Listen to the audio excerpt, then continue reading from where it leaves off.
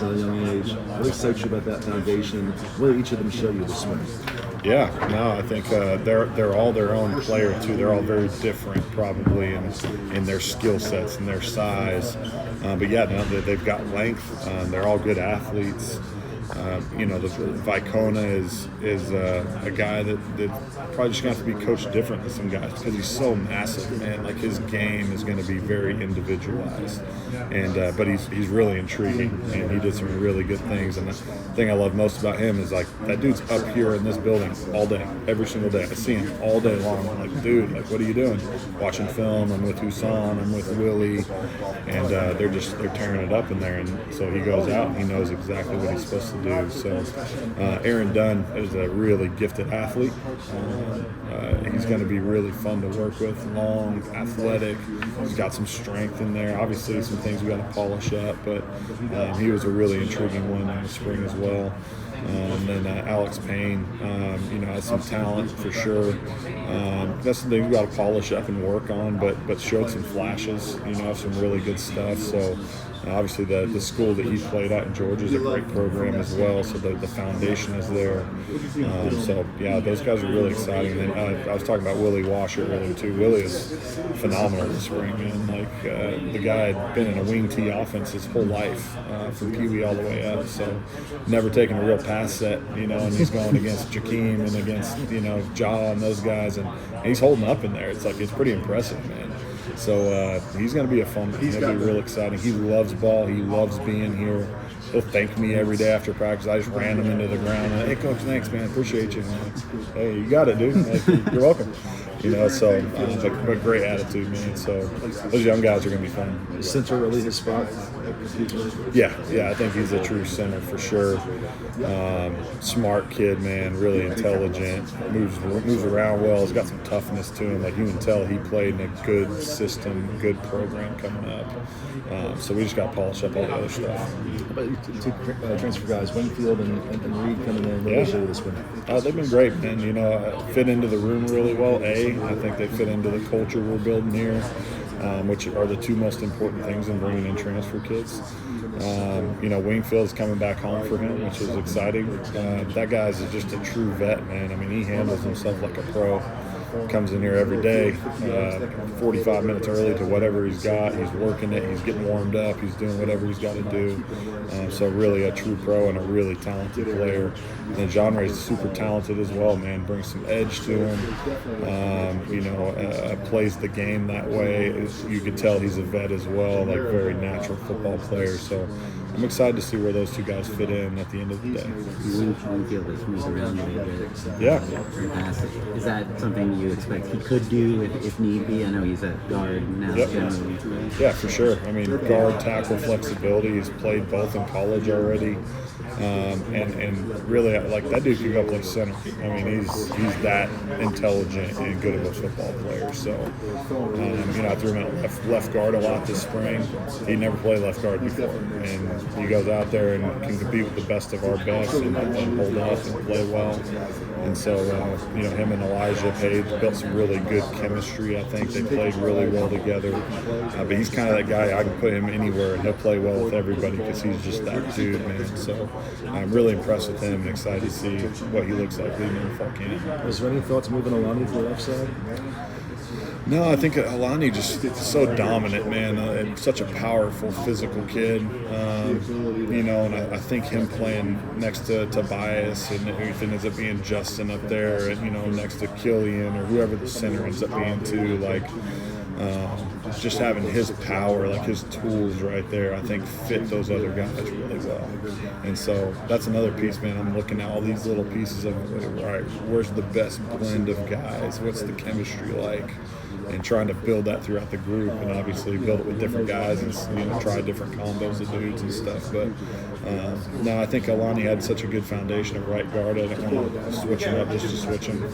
So unless there was some real reason to, I was going to leave him at right guard.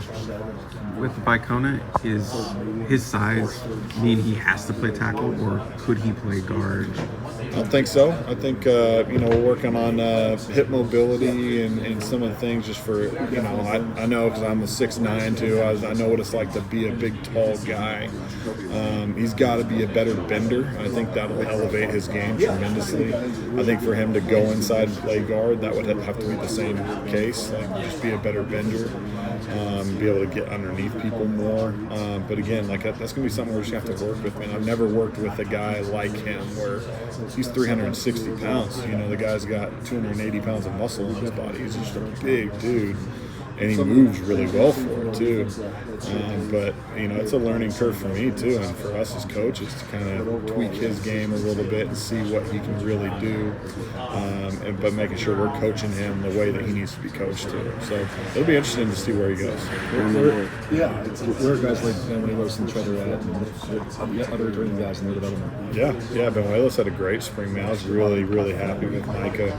I think he felt that way too, kind of towards the tail end, especially. You really saw him climbing and growing.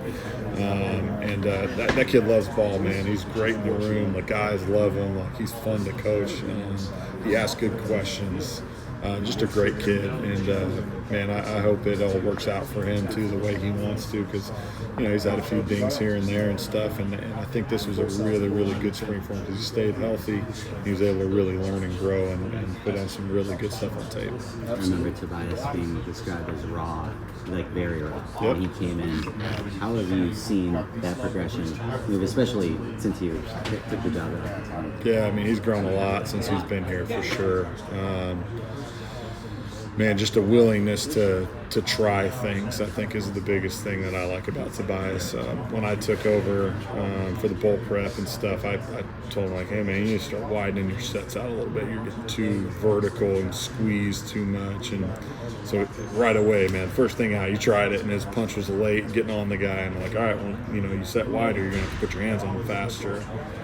Oh, I got you. Next play, boom, bang. And he shoots his hands real quick and gets on. And so he's not afraid to try different things and tweak his game. And a lot of guys get hesitant to do that when they get comfortable doing something. But, man, he's a true, just pro at his craft. He wants to be better. We want every walkthrough. That guy is, working technique fundamentals, any opportunity he gets. And that's going to make him a great player. Seems like he's kind of a poster child for actually developing a guy for sure, all the way through versus just bringing in a guy from the portal to absolutely play. Yeah, no, he's been great, man. There's been steady growth his whole time here. You expect he could play guard if he needs to, or absolutely? Prefer him? Yeah, I think he could play guard or center. I think that guy could play across the board. And I think he could be a really good guard, center, or tackle, to be honest with you. Where is the part of his game maybe he needs to still kind of take that next level and improve? I know you mentioned some of the things he's probably just consistency. And I thought he was really consistent this spring. But that's every O-lineman's deal, right? I mean, just being as consistent as possible. And then, elite pass pro O-linemen, they can recover when they get in bad situations. And so kind of with some of those older guys, they're a little more established. I've talked a lot about recovery with Alani and with Elijah Page and the guys who are returning starters. I'm like, man, elite ones will keep themselves out of it, but really, really good ones will be able to recover when they get in bad situations. So we've worked a lot on those recovery tools with drills and all those type of things, and they've shown up, but I think it just needs to consistently show up at a higher rate. When you're on the recruiting trail, what are you looking for trait-wise for a left tackle versus a right tackle? Typically left tackles are usually a little quicker, maybe a little thinner than a right tackle at times. I don't want to say they're small because, Elijah Page is kind of the prototypical left tackle, I think, body-wise. Guys that are probably a little bit more versed in pass protection. Length obviously is a thing, right? They're going to play against some of the elite pass rushers in the country in this conference. So, but at the end of the day, man, it all comes down to football IQ, and it comes down to chemistry with other players and how they are able to play with that left guard and pass off twists and all those type of things. So, there's a lot of traits I look for, man, but at the end of the day, it's got to come down to what's the true ceiling of this guy from a mental standpoint too, because you got to be able to play the game with your mind. You have a new analyst in that room, Coach McDonald, I believe. Yeah, McDonough. Yeah. What has he brought to that room and joining you guys? Yeah, no, awesome person. First of all, he's been great with the guys. Just a super experienced coach that's a great ear for those guys. Somebody that can help them develop. He's been phenomenal for me. I mean, great guy for me to bounce ideas off of. I think we have a really cool dynamic with me, him, and Grayson Reed, our analyst. Grayson's 25, kind of a younger coach, has a great background with some really good coaching and things too. He's going to be a star in this game as well. And then you got me and Coach Mack. Coach Mack has been coaching for 40 years. He's been coaching longer than I've been alive. So, great resource, man, for everybody. But just a great person too, great energy, really positive guy, and somebody that's going to help us tremendously in game planning. Some of the players have talked about a gentleman you brought in to give them riddles. Yeah. Can you offer any more insight into who this man is, or what started this, or how'd you find this person? Yeah, so it's Charlie Weiler, aka Viper. All right, it was something I did in the tight end room. He started coming in. I was like, "Hey, you got anything for us?" He'd drop off a script, for us, and one day he had a riddle, and so the guys loved it. So every day it's kind of built on that, and now it's like a thing. We keep track of who got it, whether Charlie stumped us or the O-line got it, and it's just a fun thing, man. I try to keep it light in the film room. I want guys to learn. I want them to grow. Kind of gets the mental juices going a little bit, and a little bit of a break from football at times. But it's kind of the environment we're trying to build in that room. I want guys that want to ask questions. They want to talk. They want to think outside the box. I want them to ask me questions and challenge me as a coach. And so we've tried to instill that a little bit. And I think that's been a really natural, easy way to do that too. What do you feel like the chemistry is with the guys, on the field, just from the start of spring to how you guys ended? Growing.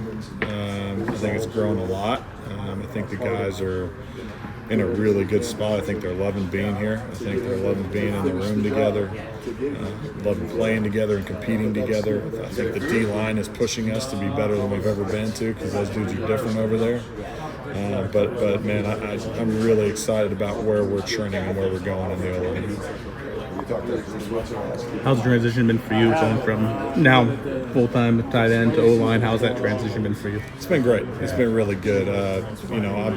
O-line is my comfortability, place, and so it was really good to get back in that room and get back to my roots a little bit.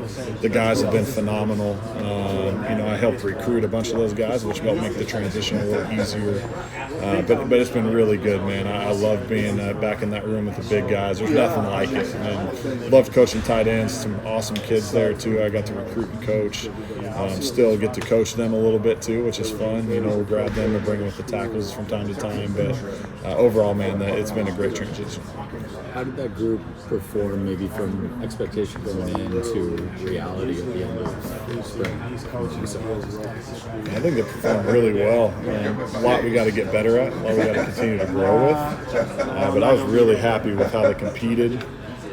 We talk a lot in our room about the mentality it takes to play at this level, and the mentality it takes to be an elite offensive line. And I'm a very big believer in that. Technique and fundamentals are fantastic. We're going to work the heck out of those. But there's an edge that we need to play with that's going to put us in a whole different category than everybody else. And we're not there yet. It's growing. But the guys are starting to understand what I'm saying. Sometimes if you sit there and over-technique and over-analyze all the little steps and all this stuff, that's great, man. There's been a lot of guys who've gotten their butt kicked doing that too. It's about coming off the ball and being aggressive and physical and finishing blocks. And then let's tweak all the little stuff with it. So they've grown a lot in that regard, which I was really happy about. Elijah at left tackle, obviously there's the expectation he comes after last year and being the guy there. What did you see from him, and how he's sort of running in that role. Yeah, no, I think his confidence is growing. I think this last year was really big for him. Trying to get Elijah to kind of get out of overanalyzing his own game too much. He's one of those guys I'm talking about, man. Like, just come off the ball and go whoop that dude. You know, you're a talented guy, man. You're super talented. And so, you know, we've talked several times just about that, man. Like, just go be a dog. Go get after that guy. Like, we'll fix the other stuff. But because when he comes off the ball, like, it's NFL looking, you know, big 6'7", 325-pound guy, can move and bend and do all the things he can do.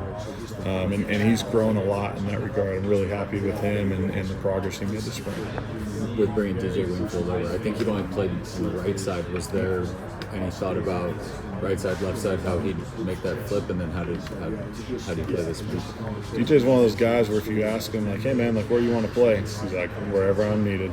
And that was kind of the thought process, knowing Alani's pretty established on that right side. I said, okay, well, let's put you at left and see how it goes. And I mean, the guy just walked straight in, and from the first day, I was just like, wow, like, that dude's a really talented, just steady player. And I never really thought about it, to be honest with you, that he hadn't really played left side. And so I think that's a good sign, because the guy just came straight in and was immediately one of our better players just right out the gate. And so he's been really fun to watch, man. He just handles his business like a pro. And that's probably the best way to describe him. In the past couple of years, there's been a lot of mixing and matching in terms of who's playing what. Yep. Even till mid-season, how does it feel now to kind of have I know there's going to be still work to be done, but kind of have a 5 or 6 that are kind of set where they are this early in the year? Yeah, no, it's definitely something that, you know, we've been building towards this whole time, and Coach Hanson did a phenomenal job of bringing these guys in and developing them and growing them. I do think it's probably starting to steady out a little bit because you have a little bit more depth across the board that you probably feel a little better about than we have in the past couple of years.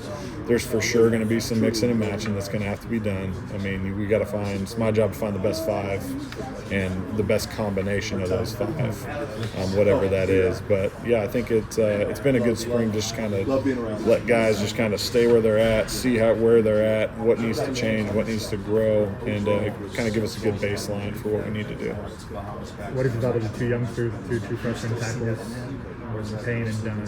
Yeah. What they've done. Payne, Dunn, and Vicona, all 3 of those guys really are kind of at tackle right now. I think Payne has shown some flashes of some really good things. I think he's got some room to grow, like all freshmen pretty much do. But he's got to continue to get a better grasp of the playbook and all that stuff. But it's really good that he was here in January to kind of learn all this stuff and grow. And there's been some flashes on that tape. You're like, okay, there it is right there, man. That gets you excited. I'd say the same thing for Aaron. I mean, big, athletic, long. He's got some strength in there, got some technique and fundamental things to work on, but the dude loves ball. He's going to be a fun one to work with in the future for sure. Vicona got a bunch of reps this spring as well. Very intriguing human being, like just body, great kid, football junkie, like all the things you want. And so ask great questions. I'll be really excited to see where he goes as well. I'm not sure. For sure, I think he could be a left tackle. I'm not sure what else he could do. He could be a right tackle. He could be a guard. It'll be fun to watch him just grow into his body and continue to get stronger and more flexible in all the things that we're working on. John Ray, do you call him General? Does he have everybody? I just call him Reed. The center here has either been a guy who's been at USC for a long time or in the offense because if he's the guy, the first time it's like a new guy coming in. The center's always been an important position for Lincoln. How has he handled that and what have you gotten in?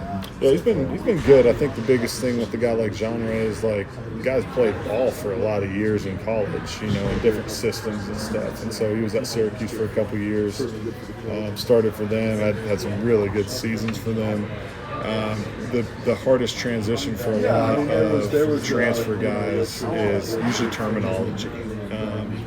he sees the field really well. The guy's got great eyes, and he plays like a vet. You know, he knows movements and twists, and when guys are blitzing, he can call it out. It's just getting our terminology down and being able to translate all that into our terms. And so I know he's working really hard at that. He's worked hard at that this spring. Still a work in progress there, but you know, again, he brings a level of experience that we might not have in other places. Would you consider Justin the backup left tackle if something were to happen just because we saw that in the bowl game, or is that still ongoing discussion? Yeah, I think Justin's competing for that starting tackle spot too, man. I mean, that guy's really talented, dude. He's been kind of battling out with Toby at the right tackle spot as well, and we've been growing him at both sides because I think he's a guy that can play both sides. I think that guy could play guard as well. Like, he's a really talented kid, super smart kid, wired right, works hard, cares about it. So I'm excited for Justin, man. He's gonna have a great career here. But he's very much in the battle for that tackle spot, just like those other two guys are. How do you build edge in a player, an alignment? Tough. It's hard. You know, I think it comes down to pushing those guys in drill work when I get the opportunity to. Use the term brother-in-law on each other, not brother-in-law on each other. Making those guys give each other real looks and push each other tremendously hard there. I hold my group to probably a higher standard than is normal. We run as a group. We do up downs as a group. When people miss things, when there's sacks, when there's illegal procedures, and you know, a really good leader should be able to bring those guys along and make them want to do those things. And so that's always my goal every day, is to charge myself with that. Like, all right, I got to get these guys to want to go run sprints after practice because they know it's the right thing, you know. And I think just really not acknowledging when guys are, you know, leaning over and looking soft or sad or whatever. It's like, you know, I need the older guys in the group to bring those guys along. And so I think the older guys have done a really good job. I've got some pretty tough dudes, and I've seen that grow tremendously throughout the spring. But I think just holding those guys to a higher standard every single day. And, you know, it's our job. We're going to go. This team will go as we go. And that's been the case on every good team I've been a part of. And so, you know, I've kind of put that on our guys' shoulders. We're going to be the thermostat of this team. And if we're 6-6, it's because we played 6-6 level ball in this room. And we allowed it to happen to the rest of this team. And so I think we've got a group of guys that are really excited about that challenge and about pushing themselves to be tougher and to callous up a little bit and be those dudes. I feel like someone from the outside could say, hey, they're really inexperienced at right tackle. Maybe they should target that in the portal. What gave you the confidence in Tobias and Justin to be like, hey, we don't need anybody. We don't need to bring in any transfers and we can go with these guys? Yeah. I had a left tackle when I was the coach at Tulsa that everybody thought was really young too and inexperienced. He was a first-round draft pick. It doesn't matter how old you are, it matters how you play. I've been watching those guys. I know who they are. I know what their ability level is. I know who we're going to go play against, you know, and I think we got a good set of eyes on those guys. Coach Riley has phenomenal eyes as well when it comes to pretty much every position on our team. And, man, that's just one spot I just have not really had any hesitation on putting either of those guys in. Before the bowl game, I grabbed Justin Tanu because I knew Elijah was a little dinged up, and I just told him, I was like, dude, I have zero hesitation on putting you in this game. You can go in and we can win this game if you have to go. And I believe that, and I stand on what I said. And the guy went in there and had a really good game, you know. And so I think it's instilling that confidence in the guys. O-linemen by trait are not super confident people. We've always been the big guys. We've always been the guys that had to kind of be the nice kids and all that because you hurt people if you didn't. But now we got to get them to flip that switch and try to hurt people on the field, you know. And so I'm a big believer in building confidence within a group and within each person individually.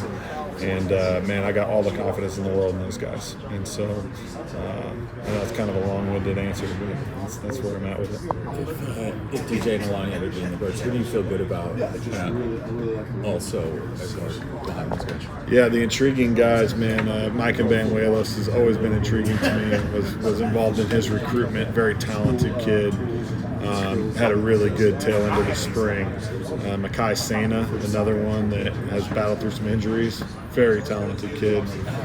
I think Makai is a 5-position player at some point. Like he's that type of dude. And he's working really hard to get back healthy.